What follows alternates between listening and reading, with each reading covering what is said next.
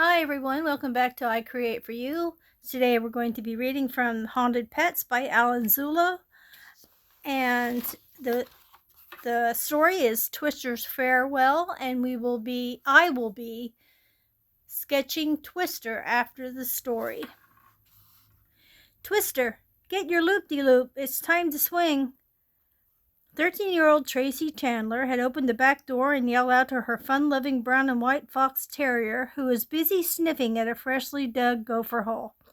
The dog's ears stood up when he heard his owner's voice. With a happy yelp, he scampered up the back porch. He made a quick search of the area and then let out another bark when he found his favorite toy, a sturdy 2-foot-long rope with a loop on each end.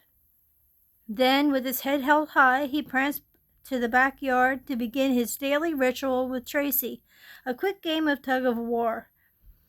Tracy, barefoot and wearing a Los Angeles Angels t-shirt over her blue cutoffs, stuffed her long hair under a baseball cap. Then she got down on her knees and grabbed one loop of the rope while Twister locked his jaws on the other end. "Are you ready, Twister?" she asked. The dog responded with a playful grrr, and the game was on. With his hind legs pushing back, Twister shook his head and tried to pull his owner across the lawn. Tracy let him think he was winning before she began yanking him toward her. Finally, after a few minutes of tug-of-war, Tracy rose to her feet while still holding onto the rope. It was time for the big finale. Twister was not about to let go, even though he was now standing on his hind legs. He kept growling and shaking the rope. Using both hands, Tracy held the rope up higher and higher until the dog was completely off the ground, but Twister's jaws remained firmly clamped on the loop. "Okay, Twister, hang on. Let's go for a spin." Tracy then began twirling while holding onto the rope. With his ears flying, the dog whirled around several times. In the 4 years that Twister had been Tracy's pet, never once had he let go. When Tracy began feeling dizzy, she slowed her twirl and gently let Twister return to the ground. But the dog refused to give up the rope. He would wait her out. Like always, Tracy had to give in first. "You win, Twister." Only when he heard those words did he let go of the rope. Then he barked in triumph and wagged his tail. He picked up the rope and returned to the porch. "Tracy," her mother called out from the kitchen door, "Tommy is on the phone." "Tommy?" she said. "I'll be right there." Tommy was the new kid in school, and Tracy had a crush on him. "Be back in a minute, Twister," Tracy told her dog. A half hour later, she returned to Twister, carrying her inline skates. She sat on the back step, slipped on knee pads and elbow pads, and then laced up the skates. "Hey, Twister, I'm going skating." She put an extra emphasis on the word. "Over to the park to meet Tommy. Want to come along with me?" Normally, whenever he heard the word skating, Twister would hop around, bark, and wag his tail. He loved to run beside Tracy when she skated up and down the street. But today, Twister stared at her and whined loudly, almost frantically. Tracy had seen that pleading look in her dog's eyes and heard that heart-wrenching whine only one other time. It happened 4 years ago on the worst day, up to then, in Tracy and Twister's lives. Back then, Twister was a puppy, and he had a different name, Baxter. He had been part of the Chandler family for only a few weeks. Before going off to school on that fateful day, Tracy had fed him and played with him in the fenced-in backyard. He was as frisky as usual, but when it was time for Tracy to go, the dog began whining, barking, and trying to jump on her. "Baxter, I've got to go to school now," Tracy said. "I'll be back this afternoon, and we can play some more." The dog continued to whine, not in a begging way for more attention, but more like a fearful whimper. "Is something wrong, Baxter? Are you hurting?" Tracy examined his coat and felt his bones, but he didn't appear to be in any physical discomfort. Nevertheless, Tracy could tell that her dog was troubled. She went inside and returned with a doggy bone. Here's an extra treat. Now be a good boy and I'll see you in a few hours. I'll run straight home from school as fast as I can so we can play some more. As she closed the gate behind her, Tracy had an uneasy feeling that something bad was going to happen to her sweet puppy. She walked around to the front of the house where her parents were getting into their cars to go to work. Mom, Dad, is there any way we can leave Baxter inside the house? Why, honey? I don't know. He seems scared of something, and I've just got this feeling that he might get hurt or he'll be just fine. He loves it outside. If it rains, he can always stay on the dry on the porch. We can't leave him alone inside. He's still a puppy. Besides, he loves being outside. Want to ride to school? No, thanks. Before walking the 3 blocks to school, Tracy quietly went behind the house and peeked through a slat in the fence to check on her dog. He seemed okay as he aimlessly sniffed around a bush. Throughout the day, Tracy couldn't help but feel uneasy.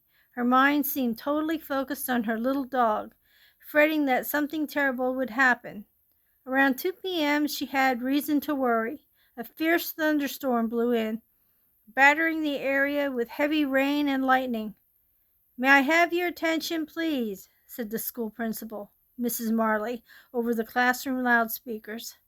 "Students and teachers, we have just been informed by the police that a tornado has touched down a few miles from here. Please leave your classrooms immediately in an orderly fashion, just as we practiced in our drills. Go into the hallway and sit quietly on the floor." As the kids in her class scrambled away from their desks, Tracy's mind jangled with fear for herself, for her classmates, and most of all, Baxter. Tracy shouted out loud.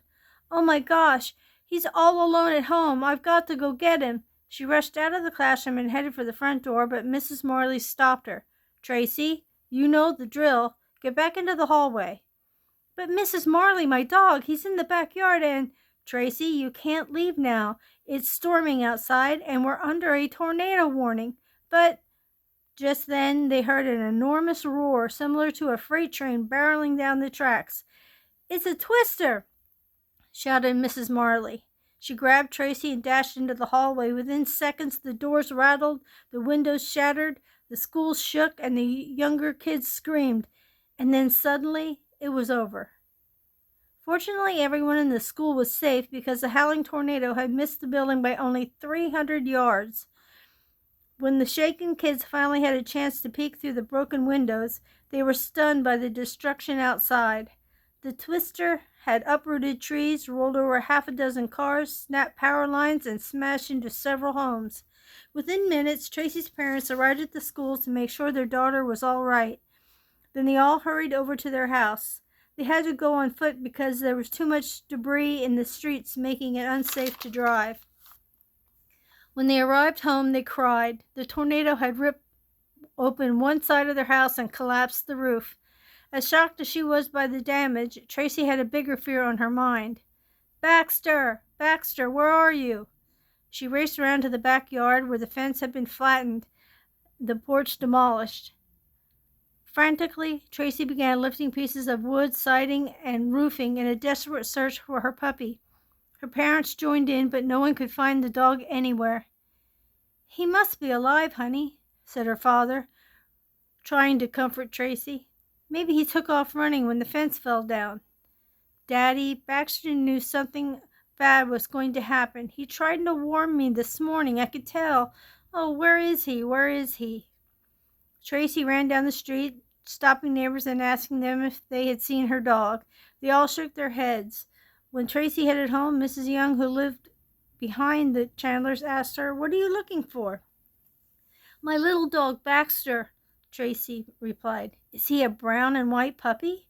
"Yes. Have you seen him?" Mrs. Young hesitated and turned her eyes away from Tracy. "Mrs. Young," Tracy repeated, "have you seen him?" Mrs. Young sighed and said, "When the tornado came through and hit your house, I saw a brown and white furry ball get sucked up. I didn't know what it was at first. The puppy was about 20 feet up in the air when I realized it was a dog. Tracy burst into tears, ran into the arms of her mother, and sobbed. Honey, I feel so badly for you, said her mom, trying to comfort her. The poor thing. Mom, I know our house is wrecked, but right now my dog is the most important thing to me. I've got to find him. Tracy dragged her bicycle out of the damaged garage, hopped on, and began riding around the neighborhood, following the path of destruction left by the tornado. A half hour later, on a quiet street near the edge of town, Tracy screeched to a stop. There in front of her was Baxter, wet, tired, and dazed, but otherwise not injured. Baxter, you're alive! You're alive! The puppy yelped joyously as Tracy leapt off her bike and scooped him up in her arms, whining happily. Baxter covered her face in licks. Oh, I'm so happy to see you, Tracy cried with relief as she squeezed him tightly. Two things changed for the dog following the scary ordeal. From that day on, he slept with Tracy on her bed, and he underwent a name change. You're no longer Baxter, Tracy announced. Starting right now, we're going to call you Twister. The terrier barked twice as if he totally agreed with his new name. Now, it was 4 years later. Tracy's heart sank when she looked into Twister's eyes and saw the same fear he had displayed on the day of the tornado. She tried to pretend it was her imagination, but she could tell by his behavior that he was worried. Twister ran around in circles and then jumped up on his mistress. What are you trying to tell me? What's wrong? She asked. Tracy looked up at the sky. It was a beautiful summer day, not a cloud in the sky. It can't be another tornado, she told herself. Something is bugging him, but what? Am I supposed to pass up the chance to skate with Tommy? What would I tell him? That my dog is acting crazy, so I have to stay home? No way. Tracy finished lacing in her inline skates and said, Twister, I've got to go. Are you coming? The dog ran onto the porch and snatched his loop-de-loop and dropped it at her feet. Tracy kneeled down, gently held her dog's head in her hand and said, I can't play tug-of-war with you right now, Twister. We finished that game. I'm going skating now. As Tracy headed toward the sidewalk, Twister let out a high-pitched bark, almost like a warning. He started to run after her, stopped, and whined. Then he picked up his loop-de-loop and took off in a mad dash until he caught up with his mistress. So you decided to join me after all, huh? Said Tracy with a big grin. Good. I'd like you to meet Tommy. He's a cool guy. Looking into her dog's eyes, she added, Don't worry. You and I will be extra careful. Nothing is going to happen to us. In her neighborhood, the sidewalk ended 2 blocks from her house, so Tracy had to skate in the street.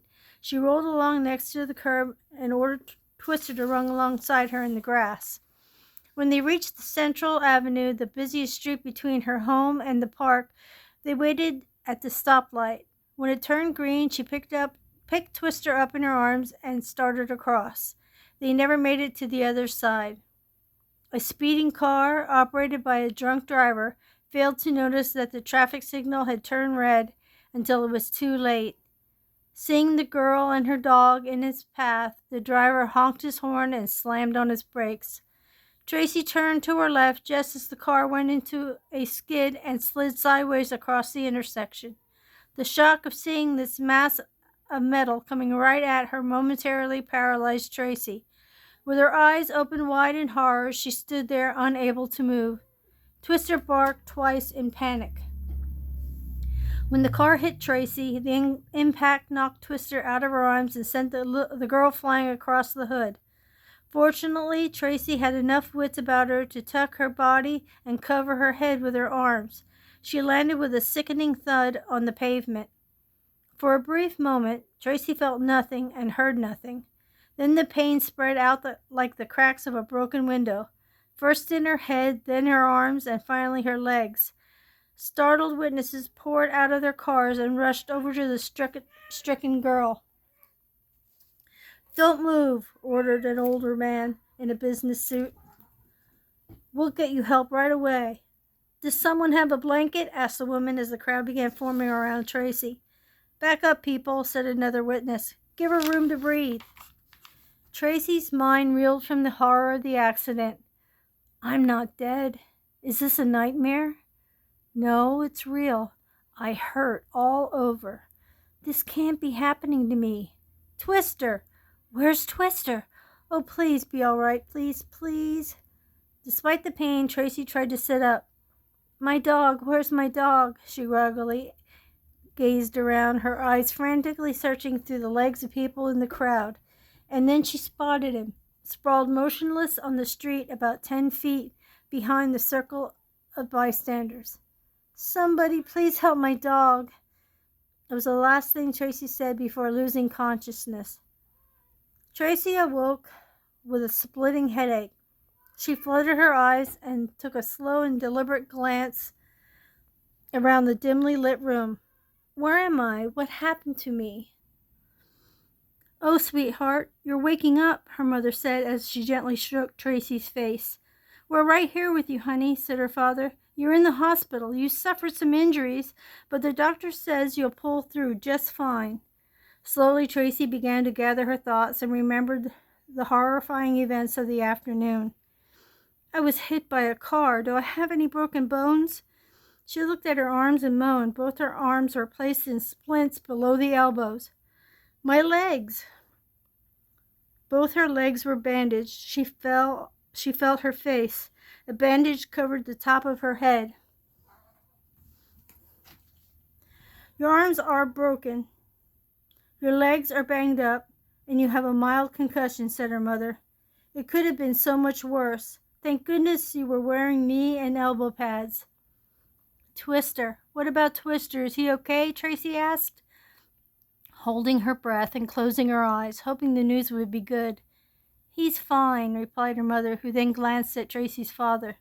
Oh, that's great, just great, said Tracy, letting out a huge sigh of relief. I was so worried about him. He looked so lifeless out there in the street. Now don't talk any more and get some rest, suggested her father. The doctor said we could only stay for a few minutes. We'll be here bright and early in the morning. I'm so groggy and I ache all over.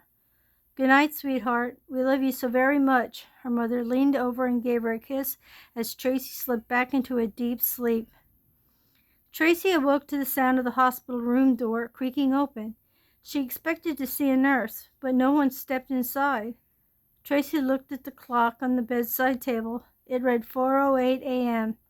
She was about to doze off when she thought she heard a soft bark. I must be imagining things, she told herself. I could have sworn I heard a dog barking. Ruff. If I didn't know better, I swear that was Twister. It sounds just like him. Ruff. With some effort, Tracy rolled on her side, looked down on the floor, and cried out with delight. Sitting on the floor and wagging his tail was Twister, with his favorite rope toy dangling from his mouth. Twister, it's you! Tracy cried out with joy. I don't believe it. Are you okay? You look great. Then quickly lowering her voice, she whispered, Oops, I'd better not talk too loudly, or the nurse will come in and throw you out. Tracy beamed and shook her head in awe. How in the world did you find me? How did you get in here? Leave it to you, Twister. You're a 1 in a million, and I love you for it. You brought your loop-de-loop. I wish I could play with you, but she held up her splinted arms. As you can see, I don't think I'll be able to play tug-of-war for a few weeks. Come up here, boy. Let me give you a kiss.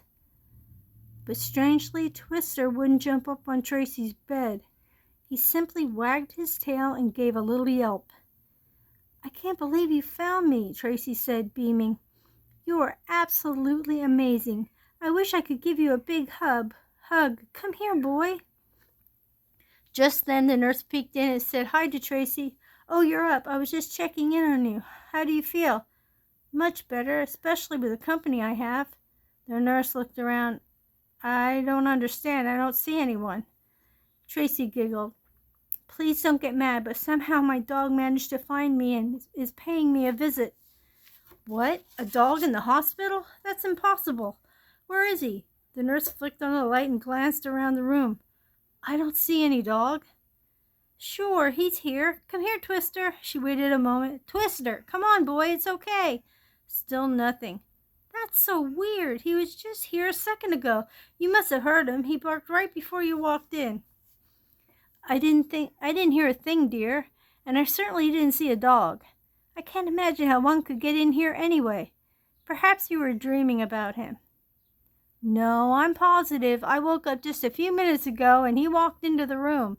I could see him from the light of the hallway because he opened the door a little bit.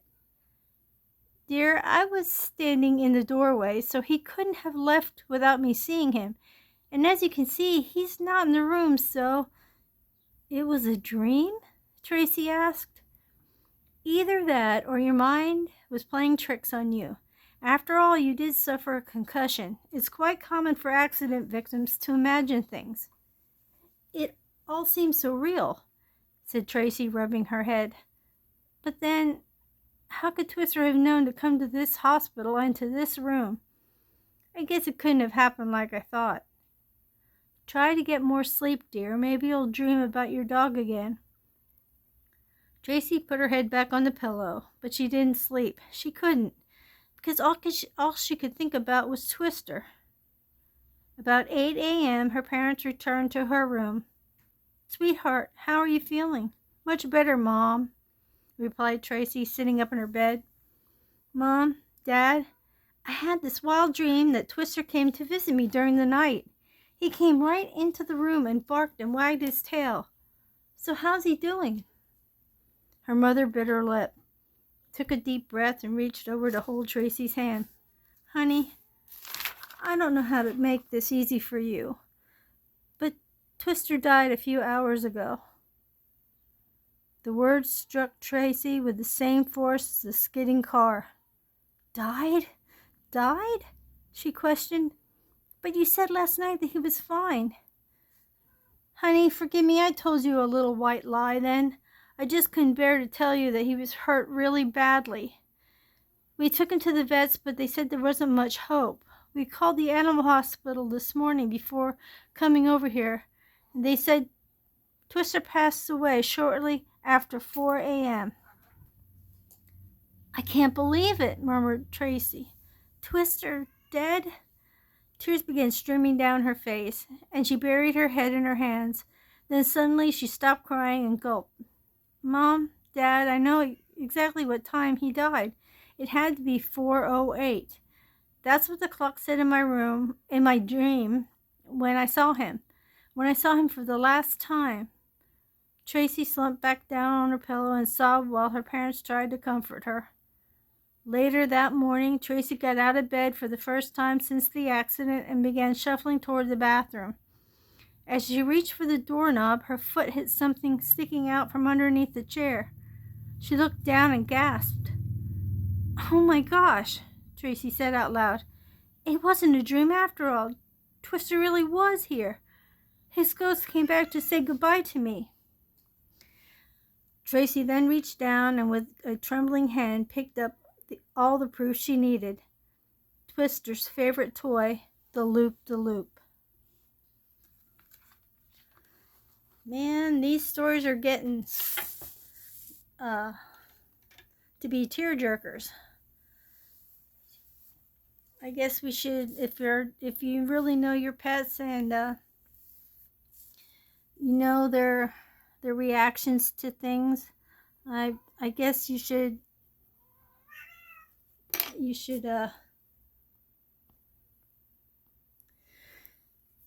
if you're really close to your animals, you kind of know how they're feeling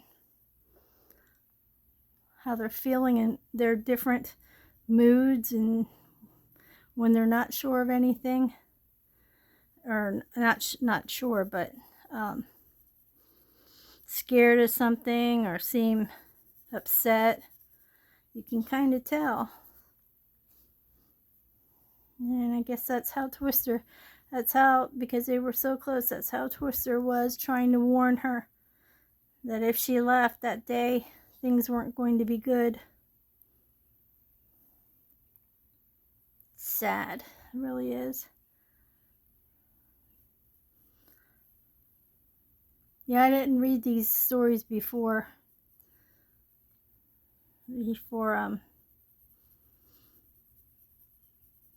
I read them on the video. So I'm sorry if they're getting too heart-wrenching here. But, you know, goes with the territory. It's a ghost story book. Haunted pets, actually. I don't know. I don't know if I'd like to call it haunted pets. I would have named it. I don't even know what I would have named it, but haunted pets seems a little like they were haunting people. Well, one did. The one story did where he was getting his revenge for not being cared for, but still, some of these are they really get to you.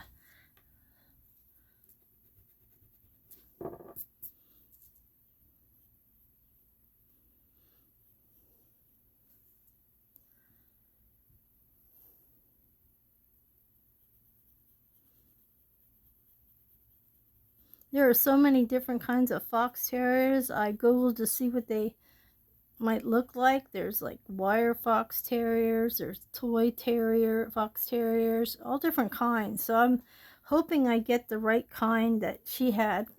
I'm going to try to do like I think it's called a smooth fox terrier, which I guess means that their coat is smooth, because the wire ones have a funky looking hairdo. They're like all up and all over the place. Looks like I don't know, sort of like a poodle almost. I hope I can get the right thing for Twister here. His nose is a little crooked, but that's okay. Gotta get it going here. Oh boy, hold on one moment. Okay, let's see here. Now I'm gonna try to get the nose part. I'm gonna guess that he might have some kind of pattern, since she said it was brown. Well, in the beginning it said it was brown and white. So this is the white part and the brown and a little bit of black, and this is dark brown too. Okay.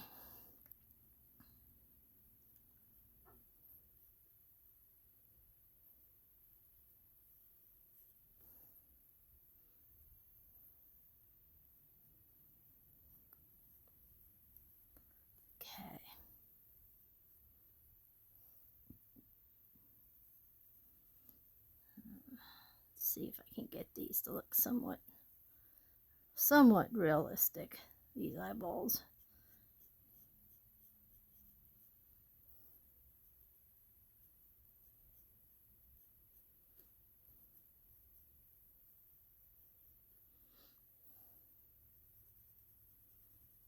I'll do my best. It may not look realistic because I'm not actually, this is just me sketching. I'm not actually coloring them, so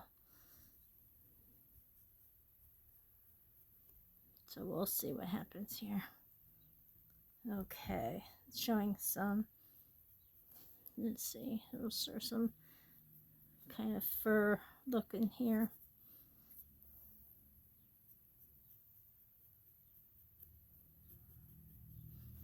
Okay, let's try, and I'm not going to do the full doggy. I'm just going to do like his sitting, but you just see like it up to his chest. See if I can get that part done. Let's see what I can do here. So you can see the sides a little better here. A little color there, a little color there on his nose.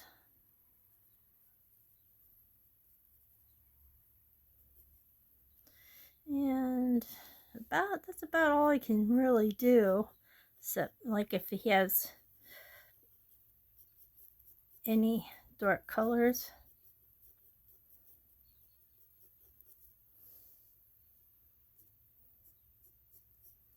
I'll just make different patterns on him here. Because I know that when they have different colors, like the black and the browns, the blacks and the browns are like kind of together. It's like a reddish color. But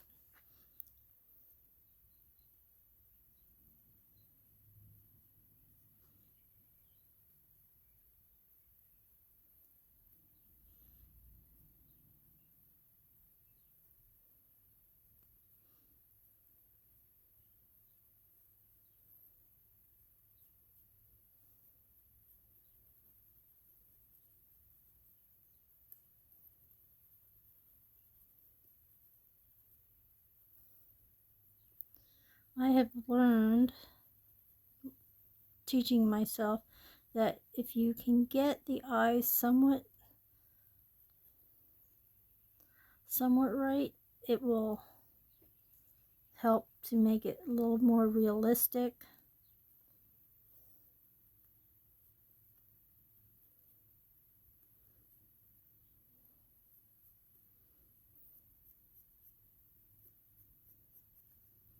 So there is my interpretation of what he might look like. Let's see if I can zoom in a little bit so you can see a little bit here.